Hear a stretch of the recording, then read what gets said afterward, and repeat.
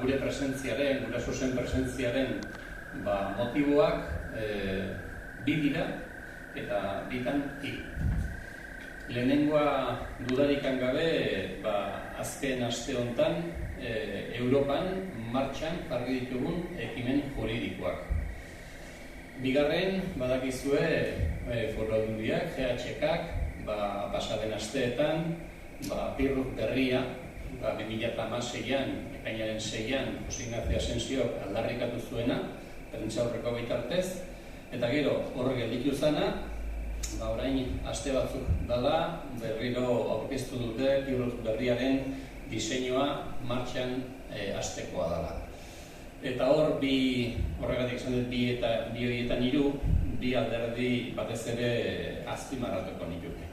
Bat, parte hartzearena, guk esaten dugu 2016an ematen ziala baldintza egokienak, behar bezalako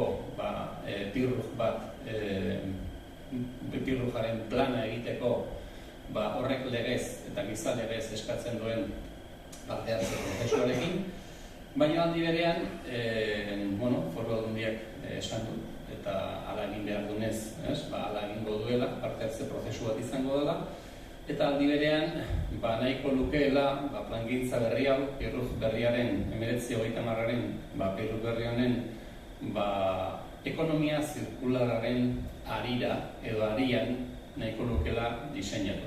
Eta horren inguruan ere, badaukagu zer esateko. Beraz, batez ere, hemen aukazue garbi usteko, inolaz, Donostiako erraustegiaren proiektua, ez dela inolaz, atzera bueltarik gabeko proiektu sendo bat, eta bere segurtasuna ere ez dagoela bermatua. Kontrakoa sinistarazi badigute ere, bere etorkizuna ez dago inola ere erabakita. Beraz, Europar erakundeek Europar arautegia urratzen duen edo ez aztertu ostean, erabaki dezakenaz baldintzatua dago.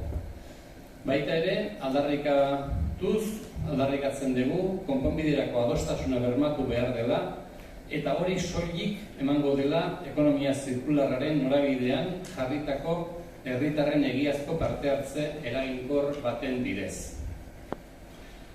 Beraz, elkarlanerako prest, berriro ere, Pirru berri hau martxan jarri danean gurasosek, talde bezala, elkarlanerako prest dago, baina ez ditugu onartuko inola ere herritarrak aintzat hartzen ez dituzten bideak. Orain arte, gure iritzian behintzat, politika de hechos consumados, deitzen den hori, eragili du GHK-ak eta Foru Aldundian gobernantzan daudenak, nolabait ere, sinistarazteko herritarroi eta hiritarroi dena egina dagola, erraustegiaren bidean eta ez daukagula zer esanik eta zer eginik.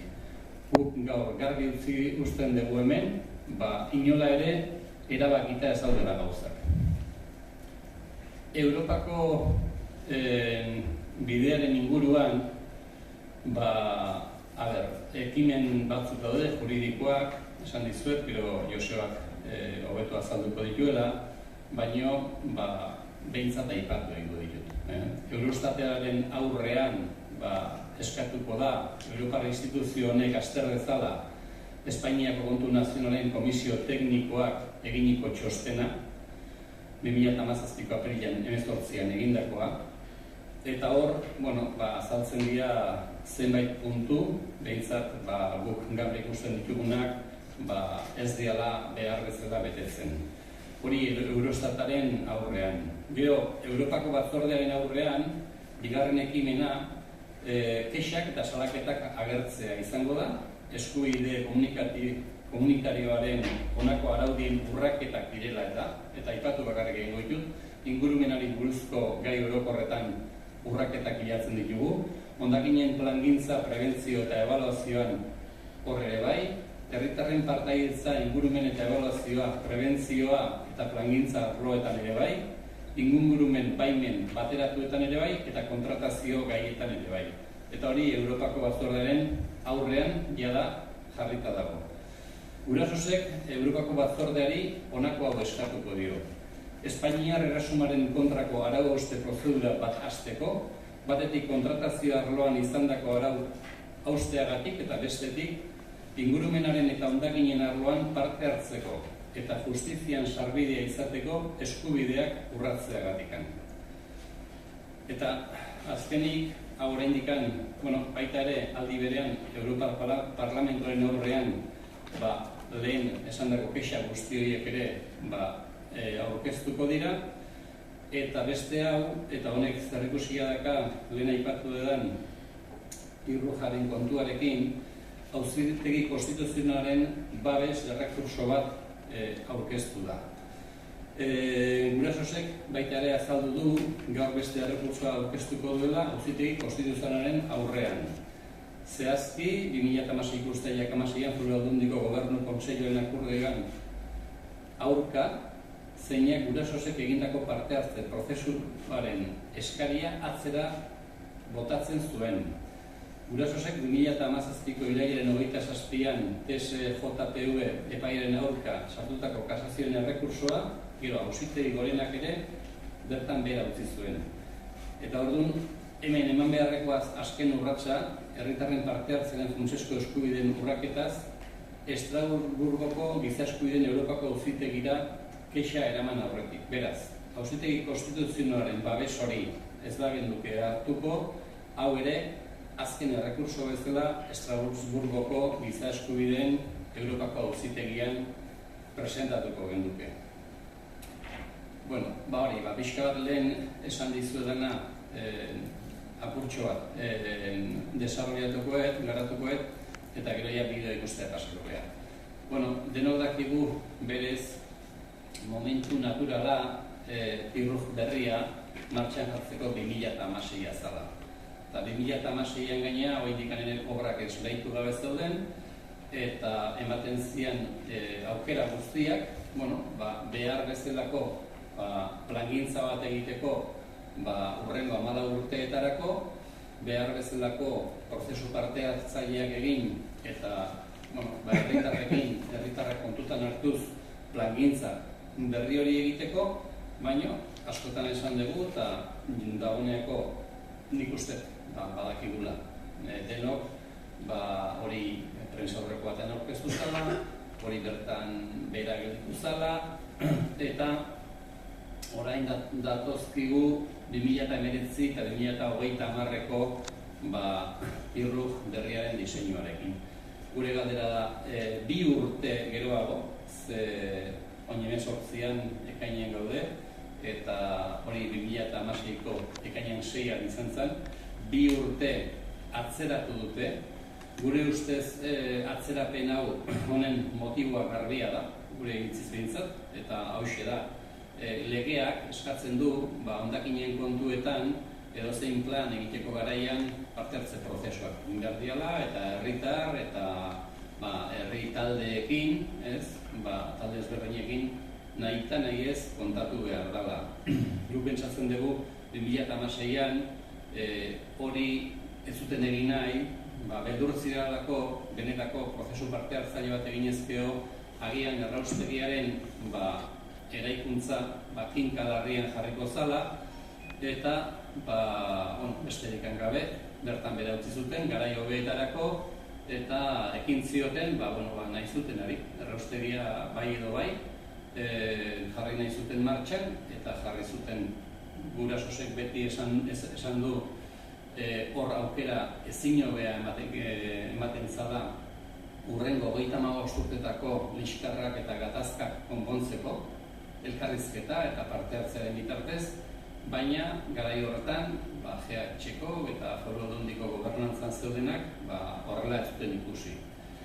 Orain, datozkigu esanez 2019-2030ko Irruja diseinatzen hasteko garaia dela. Eta berandu baldin badator ere, garaiz gaude hondakinen kudeaketarako plana elkarrekin lantzeko. Beraz, alde batetikan iruditzen zaigu baina, hor herritarren presioak edo herritarren lanak zerrikusia izan dula gehiago atzeratu ez dezaten plan berri hau, ze printzipioz entzuna geneukan agian erraustegia martxan jarri arte ez zutela egingo, badirudi aurreratu dutela, baino alde batetik guk oso irmo kritikatzen dugu aukera hura galdu izana, baino aldi berean, beraiek benetako plan bat egin nahi dute, benetako parte hartze bat egin nahi dute, herritarrak eta hiritarrak kontutan izan nahi baldin bagaituzte, gu elkarlanerako prest gaudela. Hori ere garbi utzi nahi dugu. Eta berdin, egin zuten aurkezpen hortan, ekonomia zirkularrari buruz jardun zidan, eta hor bai, nik behintzat personalki esango nuke, bai ikusten dela pixka bat gertatzen dela, eta segurazki zuek hobeto jakingo duzue, baina nik uste zenbait hitz, demokrazia eta parte hartzea, eta ekonomia zirkularrare ari hortan dijoala, nolabait hizkuntzaren perbertsio bat gertatzen ari da, eta badirudi zenbait hitz erabilizkeo horrekin dena balekoa dela. Beraz, benetan borondatea eta zintzotasuna baldin badago foru aldundiko gobernantzaren partetikan, ekonomia zirkular bat horren arira martxan jartzeko hondakinen kudeak eta gu bide lagun izango gaituzte. Guri iruditzen zaigu baina ekonomia zirkularra justu erraustegiaren kontrako norabidean dijoala. Ez dakite hori hemen sakontzeko lekua da, baina benetan eta zintzotasunez nahi baldin badute ekonomia zirkularraren arian egin plangintza eta egin hondakinen kudeaketa gu talde bezala elkarlanerako prest, eta gainera guzti hau tratatzeko eta guzti hau hitz egiteko foru aldundiko gobernantzan eta GHK daudenai dei egiten diegu bilera batetara. Baina hori bai, garbi uzten dugu gu bilera batea jungo gehala aukera guztiak erraustegiarena ere bai, baina ez balitz beharrezko erraustegia ez egitearena ere bai, aukera guztiak zabalik izango dituen bilera batetara. Eta gainera elkarrekin prest gaude, elkarrekin egiteko, bai hondakinen egoera den diagnosi erreal bat, datuen analisi bat, Europako eskakizunekin bateratutako aplikazio metodologiko bat egiteko ere prest gaude, eta guzti hontarako bide lagun. Besterik gabe, esaten duguna da, oraindik ere, egin daitekeela hurrengo 14 urteetako plangintza, baino aukera guztiak zabalek izan. Bi gauza jartzen ditut hemen aurrean, eta iruditzen zaigu ez dira batera ezinak. Alde batetik, guk gure lanean jarraituko dugu, dudarik ez, bai Europa mailan eta bai hemen, herri mailan, talde bezala, baina edozein momentutan GHK-koak preste egongo balira gurekin elkarlana egiteko, hortako ere preste egongo ginateke. Igual, aipatu dezutegin, baina jakin seguru badakizuela, 2016an egin etzalako parte hartzaileoi eta pirru horren plangintza egin etzalako, guk hiritarrok eta herritarrok hartu gendula gure gain lan hori martxan dijoala, eta hurrengo ekainaren 19an, hementxe berdan, beste prentsaurreko bat emango dugula, hurrengo egingo ditugun jurados ciudadanos parte hartze ahalik eta neutralena jada diseinatu daukagu, eta hori 19an horren berri emango dugu, eta plangintza berria, pirrut berria ere egiten diseinatzen ari den talde bat badaukagu. Beraz, horrekin jarraitu egingo dugu, nun eta foru aldundiak ez digun bilera hortara deitzen, eta elkarrekin egiteko proposamena ez daukagun bitartean. Eta, nahikoa ez.